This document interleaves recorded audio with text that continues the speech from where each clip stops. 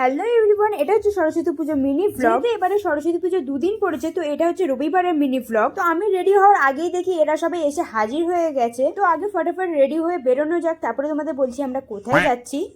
আমাদের সকলেরই প্ল্যান ছিল আমরা আজকে অঞ্জলিটা দেবো, কিন্তু লাস্ট মিনিটে আমাদের প্ল্যানটা একটু চেঞ্জ হয়। প্রত্যেক বছর আমরা ইপসিতাদের বাড়িতে অঞ্জলিটা দিই, আর সরস্বতী পুজো দুদিন পড়ার জন্য ওদের বাড়িতে আজকেই পুজোটা হয়ে গিয়েছিল। আমি প্ল্যান করেছিলাম আমি সোমবারে অঞ্জলিটা দেবো, তাই আমি দিইনি সেদিন। আর ওরা সবাই মিলে ওখানে বসে অঞ্জলিটা দিয়ে দিয়েছিল। দুদিন পড়া নিয়ে আমাদের বাড়িতে তো একটা কন্ট্রোভার্সি শুরু হয়ে গেছিল যে আমাদের গোটা রান্না কবে হবে। সেসব কথা ছাড়ো, এখানে তোমরা ভাবছো হয়তো আমি জানলা দিয়ে কি দেখার চেষ্টা করছি। আমাকে ডিম্পি ছাড়তে এসেছিল, ওটাই আমি দেখছি। আর তোমরা কি একটা জিনিস নোটিস করেছো, আজকে আমি আর সৌমিক কিন্তু টুইনিং করেছি। যেহেতু আমি অঞ্জলি দিইনি সেখানে আমি পুরোনো জামাটাই পরে নিয়েছি। যেদিনকে অঞ্জলি দেবো সেদিনকে আমি নতুন জামা পরবো। সরস্বতী পুজো বলে কথা, আর ফটোশুট হবে না এটা কোনো হতেই পারে না। তো আমরা ফটোশুট করে এসে নিচে দেখি যে আন্টি আমাদের জন্য অনেক কিছু আয়োজন করে। খাওয়া দাওয়ার পর যেহেতু আমরা সবাই একসঙ্গে আছি আর ফাজলামি হবে না, এটা কখনো হতেই পারে না। তো আমরা এভাবেই আজকে মস্তি করে দিনটা কাটিয়ে ফেললাম।